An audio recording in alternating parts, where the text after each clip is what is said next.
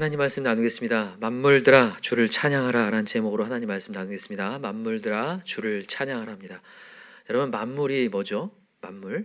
만물은 모든 것을 얘기합니다. everything이죠. 모든 것. 오늘 본문의 메시지는 모든 만물이 다 누구를 찬양하라? 하나님을 찬양하라 이렇게 얘기합니다. 그러니까 모든 만물이 총동원되어서 지금 하나님을 찬양하라고 하는 내용이 오늘 본문의 메시지거든요.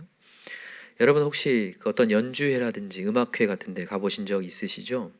이 오케스트라 같은 많은 악기들을 총동원하여서 노래를 듣다 보면 너무나 광대하고 너무나 멋져서 그 좁은 공간이 그 실내가 막 우주가 되는 느낌이 들어요.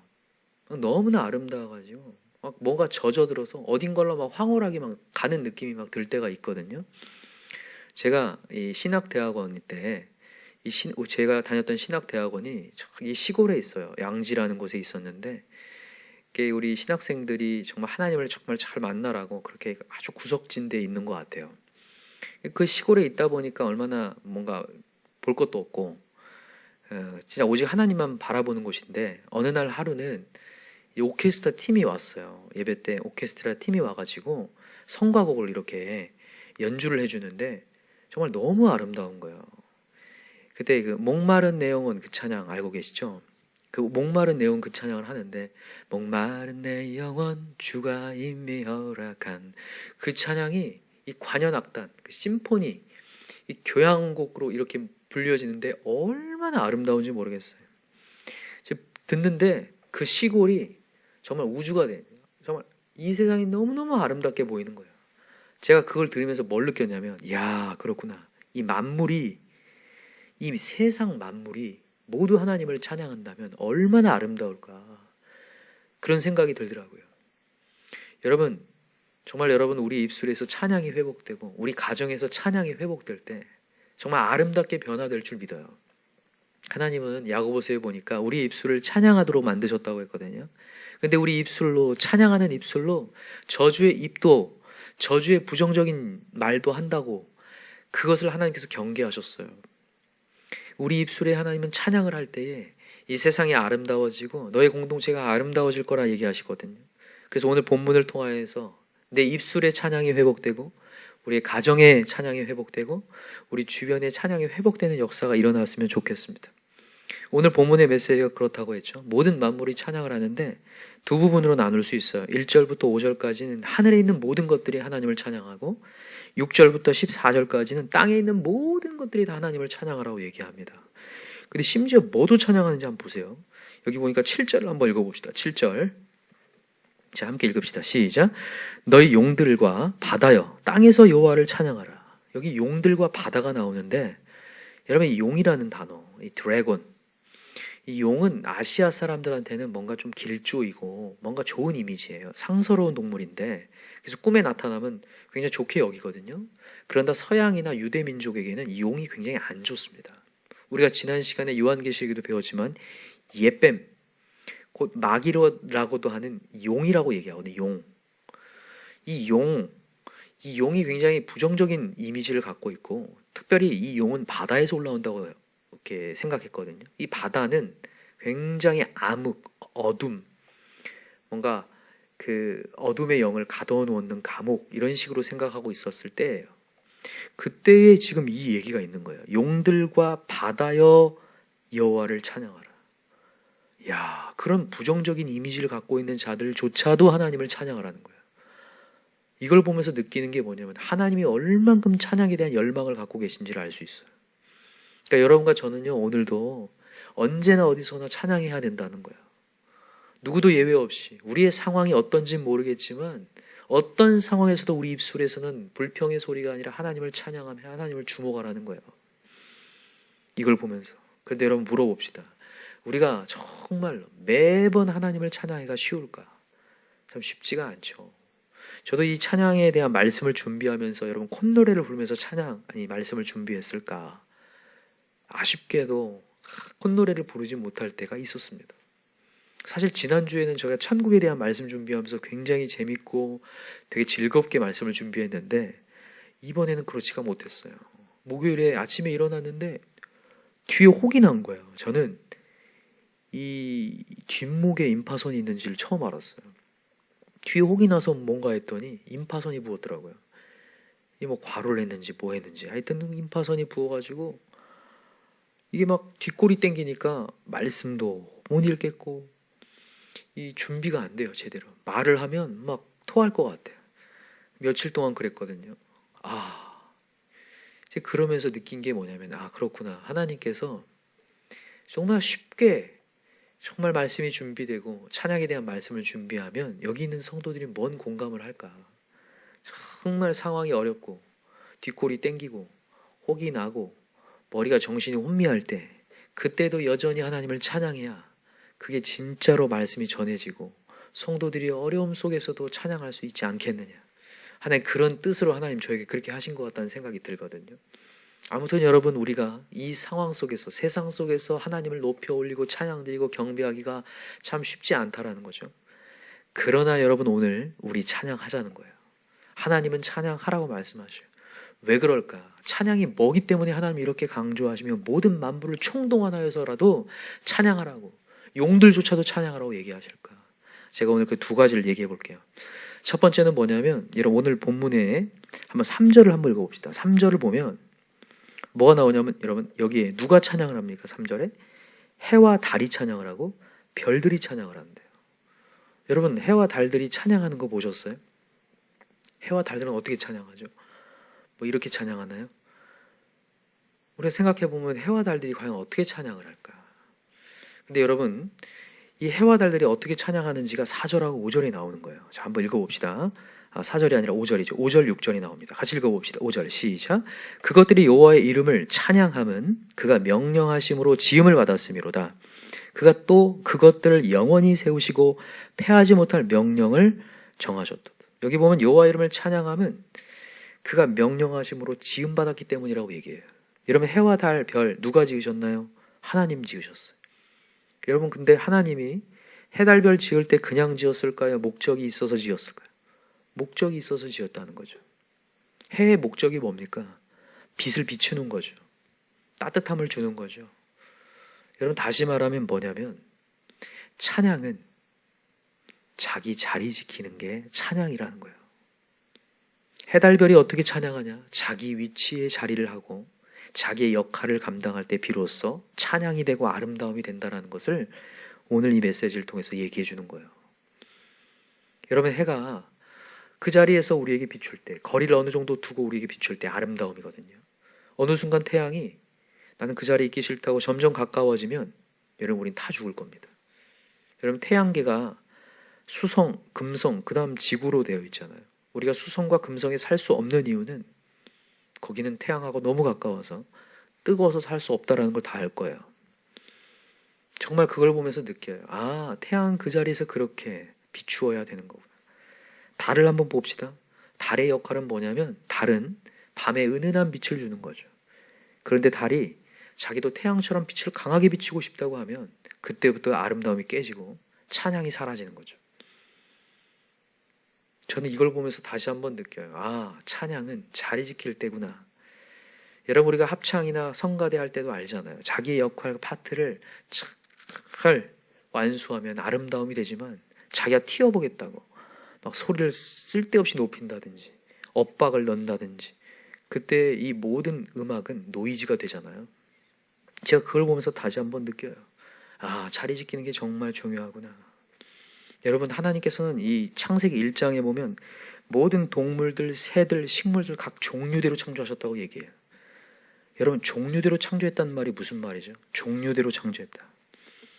종류대로 창조했다라는 것은 하나님의 각각의 역할이 있다라는 거예요. 각각의 은사가 있다라는 거죠. 그 은사와 역할대로 그 자리에서 수행할 때 그게 아름다운 찬양이 된다라는 거죠. 근데 그 자리를 벗어나면 그때부터 깨지는 거죠. 만약에 까마귀가 아까 우는데 자기는 꾀꼬리 같은 소리를 내고 싶다고 하면 그때부터 까마귀는 더 이상 까마귀가 아닌 거잖아요. 반대로 참새가 깍깍 소리를 낸다고 생각해 보세요. 얼마나 혐오스럽습니까? 여러분 사슴은 그냥 가냘프지만 통통 튀어다니는 맛이 있잖아요. 근데 사슴이 호랑이 흉내를 내겠다고 으르렁 댄다고 생각해 보세요.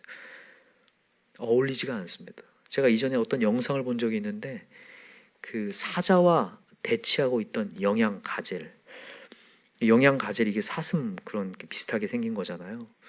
근데 이 영양가젤이 약간 미쳤나 봐요. 정신이 잃었는지 갑자기 사자가 나타났으면 도망쳐야 되는 게 마땅한데 안 도망가고 딱 대치를 하고 있어요. 싸워보겠다는 거예요. 싸움이 될까요? 안 될까요? 안 되죠. 그 자리에 한 번에 잡아먹히는 걸 제가 봤거든요. 이제 그것만 봐도 느껴요. 아, 그렇구나. 하나님은 각 종류대로 각자의 은사대로 역할을 주셨구나. 사슴은 도망가야 제맛입니다. 도망쳐야 맛이죠. 저는 이번에도 이런 것들을 굉장히 말씀을 준비하면서 아, 그렇구나.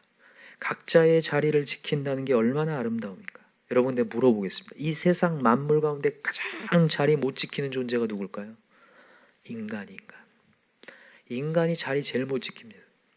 여러분 또 하나 물어보겠습니다. 인류가 시작된 이래 제일 먼저 자리를 벗어난 존재가 누굽니까? 인간이요, 인간. 인간이 자리를 벗어나요. 다 줬어요. 그리고 가서 정복하고 다스리라는 문화 명령 허락했거든요. 근데 딱 한 가지만 허락하지 않았어요. 그죠? 선악과를 따먹지 말라. 근데 딱 그것만 따먹어요. 자리를 딱 벗어나죠. 그게 인간의 안타까움이죠. 근데 그 배후에는 누가 있었습니까? 사단이 있었죠. 여러분 사단의 존재가 어떤 건지 아시잖아요. 그죠? 사단은 타락한 천사입니다. 그죠? 그 천사가 원래 이름이 뭡니까? 루시엘이라는 천사였어요. 뭐 하는 천사입니까? 하나님을 찬양하는 천사였어요. 이걸 보면서 아는 거예요. 이 찬양하는 천사가 찬양만 하는 것이 자기의 역할이고 자리인데 갑자기 입에서 뭐가 나옵니까? 찬양이 안 나오고 내가 너와 비길이라. 하나님과 비길이라 하면서 그 자리를 벗어났죠. 자리를 벗어난 순간 어떻게 됐냐면 그는 엄청난 형벌이 떨어졌어. 완전히 그는 끝난 인생. 타락해버려서 이 땅에 공중의 권세 잡은 자가 되어버렸어. 나중에 이제는 이 사단 마귀는 이 이제 타락한 천사는 이미 심판을 받아놓은 상태예요.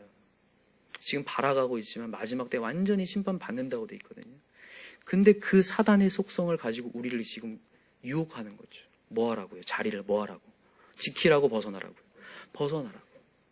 근데 여러분 왜 하필 이 많은 피조물들이 있는데 이 많은 피조물들 중에 왜 인간에게 현혹을 하는 걸까? 이유가 뭘까요? 여러분 인간이 리더이기 때문에 그렇습니다. 여러분 인간만이 문화 명령을 받았어요. 생번충 정다 아시죠? 번성하고 충만하고 정복하고 다스리라고 하는 명령을요 인간이 받았기 때문에 인간을 공격하면 다른 모든 피조물에게 뭐가 막히냐면 찬양이 막히기 때문에 그래요. 여러분 그래서 알겠지만 인간이 지나가잖아요. 그러면 모든 피조물이 그 자리를 벗어나게 됩니다. 인간이 지나가면 자연이 훼손되는 걸 보잖아요. 인간이 지나가면 오염이 되기 시작하는 걸 보고요. 이상하게 인간이 동물을 사육하면요 동물이 뚱뚱해져요. 절대로 동물이 뚱뚱해지지 않는데 인간이 만지면 뚱뚱해지더라고요. 병에 걸리기 시작하고. 그걸 보면서 느껴요. 야, 그렇구나. 사단이 왜 인간을 공격하는지 알겠는 거예요. 인간을 공격하여서 모든 피조물로 하여금 이 찬양을 멈추게 만드는 거죠. 저는 이 메시지를 준비하면서 뭘 다시 한번 느끼냐면 우리 성도들과 제가 그리스도인으로서 이 세상의 리더였거든요. 근데 우리를 공격해서 찬양을 회복하지 못하게 하는 것 같아요. 여러분 우리 다시 한번 우리 정신을 차리고 우리 가정의 찬양을 회복하게 합시다. 그러려면요 누구의 찬양이 아니라 내 찬양이 회복돼야 돼. 내가 내 자리를 지키고 내 자리에서 아버지의 자리에서 어머니 자리, 자녀의 자리, 또 우리의 성도의 자리에서 정말 하나님을 온전히 찬양하며 자기 역할을 감당할 때 우리 가정의 찬양이 살아날 줄 믿습니다. 찬양이 살아나면 이게 진짜 아름다움이에요. 사람들은 아름답기를 원하고요. 가정도 뭔가 되어지기 원하는데 그게 다른 게 아니라 입술에서 찬양이 나올 때라는 거예요. 여러분과 저의 입술에서 찬양이 나와야 돼요. 찬양이 나올 때에 가정이 회복된다는 거죠. 그래서 만물들아 찬양하라는 얘기를 계속 하고 있는 거예요.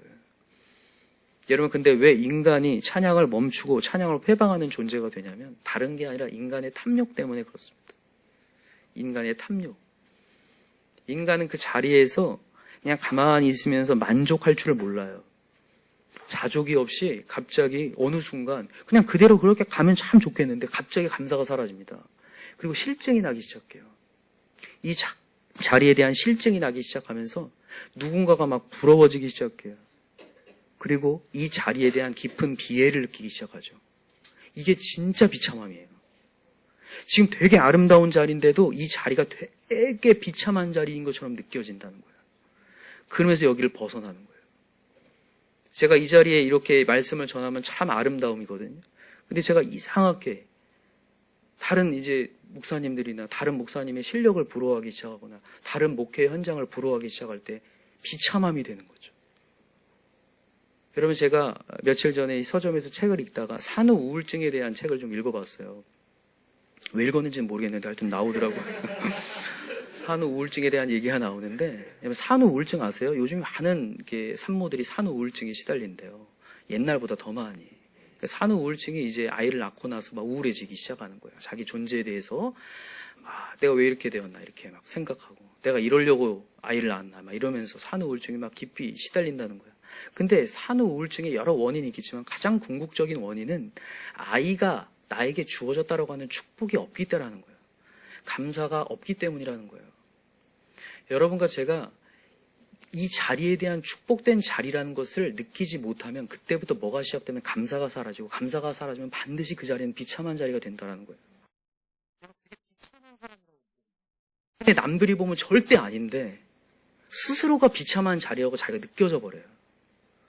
자기가 없는 것이 문제가 아니라 있는 것이 참 많고 그래도 주어진 게 많은데 그 상실한 그 어떤 거 하나 때문에, 내 존재감 하나 때문에, 내가 이전에 해왔던 패턴들이 깨졌다는 생각 때문에 그것이 나에게 큰 우울함으로 찾아온다라는 거예요. 이게 참 무서운 거죠. 그래서 여러분과 제가 오늘도 뭘 확인해야 되냐면, 난 이게 지금 이 자리가 비참한 자리인가 하나님이 허락된 축복된 자리인가를 확인하셔야 돼요. 여러분, 이 자리는 축복된 자리인가요? 하나님이 허락한 자리인가요? 하나님 허락한 자리입니다. 제가 이전부터 얘기하죠. 여러분, 어떤 자리든 당연한 자리는 없습니다. 당연하지 않아요. 이 예배의 자리, 예수님의 피값으로 산 자리입니다. 정말 하나님이신 분이, 인간이 아닌 하나님이신 분이 이 땅에 내려오셔서 가장 큰 고통을 당하시고 큰 굴욕을 당하셔서, 인간이 제일 싫은 것 중에 하나가 자존심 상하는 거거든요. 목숨을 내놓을 만큼이에요. 근데 예수님은 그 모든 자존심을 다 내려놓은 거예요. 하나님이라는 분이 그 내려오면서 우리에게 이 자리를 사내셨거든요. 놀라운 자리죠. 너무너무 놀라운 자리거든요. 그래서 여러분, 이 자리는 비참한 자리가 아니라 너무너무 축복된 자리예요. 근데 신기하게 이 자리에 대한 감사가 어느 순간 사라지고 훼손되기 시작해요. 우리 인간의 탐욕 때문에 내가 뭔가를 또 보기 시작하면서, 내 세상의 것들을 보여지면서 내가 뭔가를 좀 즐기고 싶다는 그런 생각들이 막 들어오면서 이 자리가 점점 가치가 떨어지고 비참해지기 시작하고, 그러다가 떨어져 나가게 되거든요. 절대로는 당연한 거 없습니다. 여러분, 내 옆에 있는 사람이 소중한가요? 정말 소중합니다. 너무너무 소중한 거죠. 정말 소중해야 합니다. 저도 항상 이 자리에 서면서 항상 기도한 게 그래요. 여기 앉아있는 우리 성도님들 당연한 사람 단 한 명도 없다. 물론 이럴 수 있어요. 이분은 당연히 앉아있을 것 같아요. 믿음이 가는 분들도 있지만, 그러나 그분조차도 당연하지 않다라는 것을 마음 가운데 품어요. 당연하지 않다는 거예요. 여러분도 제가 당연하지 않죠. 네, 그래서 여러분과 제가 항상 소중함을 느끼고 감사함을 느끼면서 나아가셨으면 좋겠어요. 그리고 이 자리는 하나님이 허락한 자리다.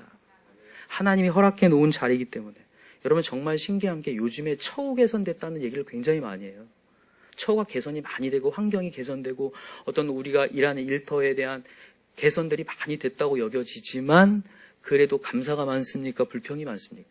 불평이 훨씬 많아요. 그것만 봐도 알아요. 환경이 바뀌어서 감사하는 건 아니구나. 감사가 먼저여야겠구나 라는 생각을 많이 해요. 여러분, 우리 먼저 감사합시다. 그리고 내 주어진 자리에 대한 깊은 감사와 함께 찬양이 나왔으면 좋겠어요. 하나님, 이 자리 주신 거 감사합니다. 여러분, 혹시나 지금 이렇게 말씀을 전해도 내가 있는 자리가 뭔가 너무 불편하고 뭔가 이해가 안 가고 수용이 안 된다, 그럴 수 있잖아요. 그러나 여러분들이 기도하고 있다면, 지금 예배의 자리에서 하나님을 찾고 있다면, 우리 자리는 반드시 하나님이 마련한 자리입니다. 정말 그걸 믿으셨으면 좋겠어요. 여러분, 여호와 이레라는 걸 믿으시나요? 하나님은 준비하신 하나님이라는 걸 믿어요. 여러분, 준비를요, 하나님이요. 이렇게 착각하지 마세요. 하나님의 준비가 어떤 한 부분만 준비하는 분이 아니에요. 하나님은요, 충만한 분이라니까요. 우리의 인생 전체를 아우르고 계획하시는 분이에요. 그러니까 우리의 착각이 그거예요. 하나님이 내 인생의 일부분만 계획하시며 일부분만 길을 인도하신다고 착각을 하는 거예요. 절대 그렇지 않아요. 하나님은요, 우리 전체 인생을 계획하고 있는 분이에요. 그래서 여러분과 제가 오늘도 내 자리가 힘들더라도 하나님이 마련한 자리라는 걸 믿을 때에 그게 복이 됩니다. 나에게 지금 주어진 영혼이 있어요. 이 영혼 때문에 내가 너무 힘든데 이거 하나님이 마련한 자리라는 거예요. 이것을 통하여서 큰 하나님을 경험하라는 사인일 수 있고요. 이것을 통과해서 너가 훈련되어서 더 정금같이 나오라는 하나님의 계획일 수 있다는 거예요. 그래서 단 일부분이라고 생각하지 말고 전체를 보셔야 돼요. 항상. 하나님은 분명히 이 자리를 통해서 역사하실 것이다. 제가 이 박사님이 미국에 있는 한 생물학자 박사님이신데 이분이 뭔가를 발견해가지고 연구 결과를 이렇게 보고한 거를 제가 들었는데 정말 놀랍더라고요. 이게 뭔 얘기냐면 우리 몸이 50조 개의 세포로 되어 있대요. 50조는 진짜 많은 거예요, 여러분. 그죠? 50조 개의 세포로 구성되어 있는데 세포 하나당 1.4볼트의 전압이 흐른대요. 1.4볼트. 그러면요, 50조를 합치면요, 약 700조의 볼트가 흘러요. 700조 볼트. 그러니까 우리는 이제 상상이 안 되니까 놀라지도 않지만 너무너무너무 대단한 전기가 나오고 에너지가 나온다는 거예요. 그래서 이 에너지를 발산하잖아요. 그러면요, 저기에서 저 먼 곳에서 어떤 부정적인 것이 있는지를 여기서 감지할 수 있을 정도예요. 그게 동물들이 그렇게 해요. 아까 전에 제가 가젤 얘기했는데 왜 가젤들이 잘 안 잡히냐면요, 저 멀리에서 사자의 그 부정적인 기운, 1km, 2km에 있는 부정적인 기운을 여기서 느낀대요. 세포를 통해서. 근데 여러분과 저도 원래 그럴 수 있는 거거든요. 근데 왜 못 느끼냐면 우리는 어렸을 때부터 언어로 학습이 된대요. 인간은 언어로 학습이 되면서 그 감각이 약간 태화됐을 뿐이지 원래는 다 내재에 있다는 거예요. 놀랍죠. 근데 이제 인간은 언어로서 학습이 되기 때문에 이 언어에 의해서 이 모든 50조 개의 세포가 통제를 받고 지휘를 받는다는 거예요. 그래서 내가 만약에 입술에서 할 수 있다라고 얘기하는 순간 이 세포들이 움직이기 시작하는 거예요. 근데 내가 할 수 없다라고 하는 순간 그 세포들이 꺼지기 시작한다는 거죠. 또 하나 놀라운 건 뭔지 아세요? 세포가요, 얘가 거짓말을 하는지도 안 돼요. 내가. 그래서 뭐가 필요하냐면 이 박사님 얘기예요. 믿음이 필요하다는 거예요. 저는 이걸 보면 너무 놀라워요. 믿음으로 내가 나아가서 전능의 하나님을 믿는다 하는 순간 그 전능함이 내 마음 가운데 오는 순간 세포가 켜지는 거예요. 그래서 미국의 어떤 남침내 교단의 어떤 데서 이 말씀 중에 이제 말씀을 너무 사실적으로 이제 막 믿으니까 무슨 독을 마실지라도 해안받지 않는다는 메시지 있잖아요. 그래서 독사의 독을 이제 다 채취를 해가지고 치사량이 무려 95%가 넘는. 근데 이걸 마셨는데 해독이 다 돼버려요. 근데 조사를 딱 했는데 이 사람의 모든 세포가 다 켜지는 거예요. 여러분, 우리의 몸에 내재되어 있는 세포가 다 켜지면요, 그 정도의 독은 아무것도 아니게 된다는 거예요. 이게 엄청난 에너지라는 거예요. 그러면서 이제 덧붙이는 그 박사님의 얘기는 제가 이렇게 보고했다고 해서 여러분들 독을 마시진 마세요. 그래요. 왜냐하면 여러분들은 그 정도의 믿음이 없기 때문입니다. 이렇게 얘기하더라고요. 제가 무슨 얘기를 하고 싶냐면요, 하나님이 우리에게 자리 마련해 줬잖아요. 여러분, 성경 말씀 중에 고린도전서 10장에 보면 하나님은 우리에게 감당할 만한 시험을 준다고 해요. 맞습니까? 그 얘기는요, 우리 안에 이미 그 시험을 통과할 만한 내재되어 있는 힘과 에너지를 하나님 이미 주셨다는 거예요. 제가 이 보고서를 통해서 그걸 확실히 느끼겠더라고요. 하나님은 정말 놀라운 분입니다. 그래서 여러분과 제가 오늘도 내 삶이 너무나 버거워서 찬양이 안 나옵니다가 아니라 오늘도 그냥 하나님 바라봐야 돼요. 전능의 하나님을 믿습니다. 그 하나님은 이미 나에게 에너지를 내재해 주셨고 내가 그 하나님을 믿는 순간 내 세포의 스위치가 켜질 줄 믿습니다. 여러분 정말 그걸 믿었으면 좋겠어요. 그래서 하나님은 지금도 우리 입술에서 찬양하길 원하시고 하나님을 높이기 원하신다는 거예요. 하나님 감사합니다. 오늘도 내 환경이 별로이고 내가 왜 이렇게 됐는지 모르겠지만 이것도 하나님이 뭔가를 위하여서 여호와 이레 되신 하나님이 마련하신 줄 믿습니다. 이걸 우리가 확실히 확인하는 게 뭐냐면 이스라엘 백성들이에요. 하나님이 이스라엘 백성들에게 어떤 땅을 예비해 놓았죠? 가나안 땅. 무슨 땅입니까? 약속의 땅을 예비했어요. 약속의 땅. 근데 그 땅을 가기 전까지 가는 여정이 굉장히 버겁고 힘겹고 시험도 많아요. 그러나 하나님께서는 이미 그들을 보호하시면서 이길 수 있는 것들을 다 이미 준비해 놓으셨다는 거예요. 그러니까 여러분과 제가 2020년도에는 그걸 찾아야 될 것 같아요. 여러분 2020년 표어를요 두드려라 열리리라거든요. 진짜 여러분 우리 두드립시다. 하나님 다 갖고 계시는데 우리가 간절히 기도하지 않아서 매일같이 이렇게 낭망하는 인생을 살 수 있는데 우리 그러지 맙시다. 이제 우리 진정한 전능의 하나님을 진짜로 더 의지합시다. 그래서 두드리라 열리는 역사, 영혼권의 역사가 일어나는 것들을 좀 다 봤으면 좋겠어요. 그래서 여러분 우리 꼭 이 자리에서 전능의 하나님을 찾고요 찬양합시다. 그래서 그 에너지를 받아서 여러분 세상에서 이길 수 있는 저와 여러분 되길 간절히 기도합니다. 두 번째입니다. 두 번째는 뭐냐면 찬양은 안전장치라는 거예요.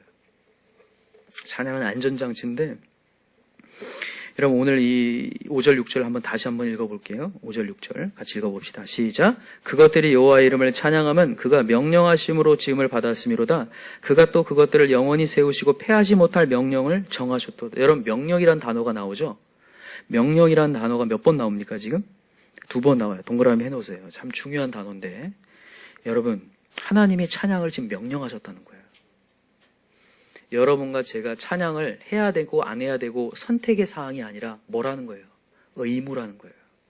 무조건 찬양해야 된다는 거예요. 여러분 이걸 듣는 순간 좋은 겁니까? 나쁜 겁니까? 좋은 거. 이건 안전장치라는 거예요. 아까 전에도 우리가 좋은 에너지를 하나님이 주셔서 시험을 이길 수 있는 것들이 내재되었다고 하지만 또 하나는 우리가 죄로 말미암아 원죄가 유전되어 있어요. 그래서 인간은요 교만이 내재되어 있습니다. 교만이 내재되어 있어서 우리가 하나님을 찾는 자리가 없으면 인간은 패망의 선봉이 될 수 있다는 거예요. 그래서 여러분 찬양하라는 명령이 우리에게 주어진 건 감사한 거예요. 그걸 어떻게 느끼냐면 우리가 교만이 내재되어 있다는 걸 어떻게 느끼냐면 우리 아이들을 통해서 느끼는 거예요. 우리 아이가 첫째가 있고 둘째가 있고 셋째가 있다고 생각해 봅시다. 첫째가 관심을 많이 받았어요. 근데 둘째가 태어나요. 그러면 첫째보다 둘째에 관심이 가겠죠. 그때의 첫째가 느끼는 스트레스가 어떤 스트레스인지 아시죠? 제가 이전에도 얘기했는데 임금이 왕위가 찬탈되었을 때 느끼는 스트레스랑 똑같대요. 아시겠죠? 왕비가 폐위될 때의 스트레스와 똑같아요. 그래서 이 얘기를 듣는 사람은 둘째를 안 낳으려고 한다는 거예요. 우리 가연이 얘기하는 거 아니야. 안 낳으려고 한다는, 근데 그거 잘못한 거예요. 왜냐하면 여러분 인생은요 반드시 폐위를 거쳐야 된다는 거죠. 하나님이 우리의 원리를요 인간은 왕이 아니다라고 만들어 놓으셨어요. 인간은 왕이 아니고 왕은 한 분이다. 하나님. 그래서 하나님은 언제부터 쓰시기 시작하냐면 내 인생이 폐위될 때부터 써요. 모세가 왕자 있을 때 절대 안 씁니다. 하나님. 모세가 왕자의 자리에 내려올 때 쓰는 거죠.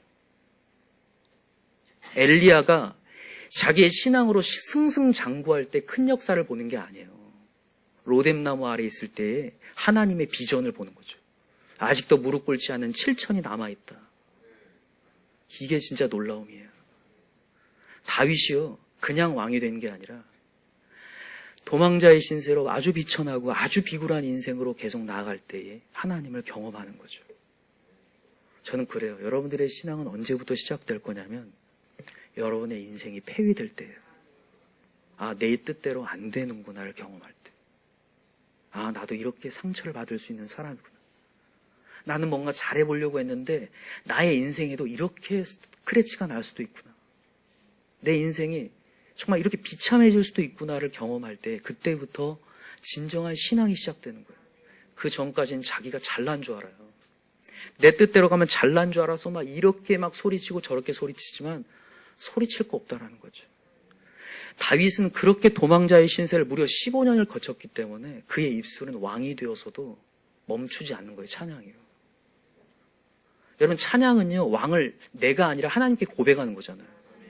오늘 여러분 본문 보세요. 특별히 11절에 보면 이런 얘기를 해요. 누구한테 찬양하라고 얘기하냐면 자 11절 읽읍시다. 시작. 세상의 왕들과 모든 백성들과 고관들과 땅의 모든 재판관들이여 하면서 이 여호와 이름을 찬양하라고 하거든요. 이들은 누구를 얘기합니까? 이 세상에서 높은 자들이에요, 낮은 자들이에요? 높은 자들이에요. 이 자들에게 찬양하라는 거예요. 너는 높다고 생각하지? 넌 누구에게 명령한다고 생각하지? 너 주목받는다고 생각하지? 아니다. 너는 왕이 아니야. 엄청난 안전장치를 주는 거죠. 이것을 정확히 알고 있는 사람이 누구였다고? 어떤 왕이요? 다윗이었다고요. 다윗은 자기가 왕의 자리에 있으면서도 법궤가 들어오자 기뻐 춤추는 자예요. 옷이 벗겨져도 왕의 채통 따위는 상관이 없는 거예요. 누가 진짜 왕이니까요? 하나님만. 여러분과 제가 오늘도 자존심이 좀 구겨져도 내가 폐위될 때 진정한 하나님을 만날 줄 믿습니다. 그리고 진정한 역사가 시작되고 더 큰 역사를 이루신다는 거죠. 그게 우리에겐 너무너무 감사한 일이에요. 반대로요. 여러분 이 다윗의 이야기가 끝나고 솔로몬 시대 이야기로 넘어오면서 열왕기 상하가 시작됩니다. 근데 열왕기 상하에 왕들이 엄청나게 많이 나오죠. 사무엘 상하에 나오는 왕은 2왕인데 열왕기 상하는 엄청나게 40명 이상이 나오거든요. 그 왕들의 공통점이 뭔지 아세요? 하나님을 찬양하지 않는다는 거죠. 자기가 왕이냐, 자기 뜻대로 백성들을 해보려고 할 때 백성과 함께 멸망을 당하는 것으로 이스라엘 역사가 끝나요. 저는 우리 가정들이 그러지 않기 원합니다. 우리의 가정의 왕은 하나님이십니다. 그래서 여러분과 제가 뭔가를 안 된다고, 내 뜻대로 안 된다고 아니라 또다시 여러분 우리 주님의 자리와 주님을 찬양하며 기도합시다. 그리고 하나님이 역사하신 것들을 경험했으면 좋겠어요. 그게 찬양이라는 거죠. 그래서 여러분 찬양은 안전장치. 오늘도 여러분 우리 그래서 찬양해야 합니다. 하나님이 명령 주신 대로 하나님 제가 또다시 왕이 되려고 했습니다. 아닙니다. 하나님 오늘도 하나님을 높여드리며 찬양하겠습니다. 마음껏 하나님 찬양할 때에 하나님 왕 되시면요. 하나님이 통치하실 줄 믿어요. 우리의 자녀들도 내가 하려고 하지 맙시다. 하나님이 하시도록 내가 먼저 하나님께 시선을 둡시다. 그때에 찬양이 회복될 때 우리의 자녀에게도 찬양이 회복되고 다 회복될 줄 믿습니다. 오늘 아까 전에도 말씀드렸죠. 이 세상에서 제일 자리 못 지킨 자가 누구라고요? 사람, 인간, 저라고, 나야, 나. 사람이라고 하지 맙시다. 저 사람 같잖아요. 그죠? 이 사람인데. 그죠? 이 사람. 이 사람이 제일 자리를 잘 떠다니기 때문에 오늘도 우리 찬양을 통해서 우리 가정이 회복됐으면 좋겠어. 그래서 우리 가정에 찬양 많이 합시다. 하나님께 찬양하고 외쳐드리고 역사할 때 능력이 나타날 줄 믿습니다. 말씀을 맺겠습니다. 2가지 종합하면요. 어디서든 어디에서든 어떤 상황에서든 하나님을 찬양하라는 거예요. 이거는 하나님이 우리에게 주신 명령이 되는 족쇄가 아니라 우리의 좋은 길을 인도하시는 하나님의 정말 주옥 같은 말씀들이라는 거죠. 그래서 여러분 우리 진짜 찬양을 통하여서 우리 세포가 살아나고 이제는 시험을 이길 수 있는 능력들이 다 되셨으면 좋겠습니다. 이렇게 이제 했는데 여기서 끝나면 그렇죠. 여러분 우리 찬양합시다. 우리 힘차게 오늘 찬양할 텐데 우리 해와 달들아 이 찬양 함께 부르면서 그냥 이 해와 달들 찬양해라 이렇게 찬양하지 마시고 여러분 우리 가정 모든 영혼들이 다 입술에서 찬양이 회복될 수 있도록 내가 먼저 내 입술에서 가정에 가서 찬양 회복되도록 기도합시다. 제가요 이 말씀 준비해서 제가 회개를 많이 했어요. 저도요 어렸을 땐 진짜 입에서 노래를 되게 많이 했거든요. 맨날 흥얼거리는 사람이었는데 어느 순간 내가 막 심각하다 보니까 찬양이 없어진 걸 보거든요. 우리가 다 그럴 수 있다는 생각이 들어요. 우리 입술에서 찬양이 회복되도록 이 찬양 부르면서 같이 기도했으면 좋겠습니다. 하늘의 해와 달들아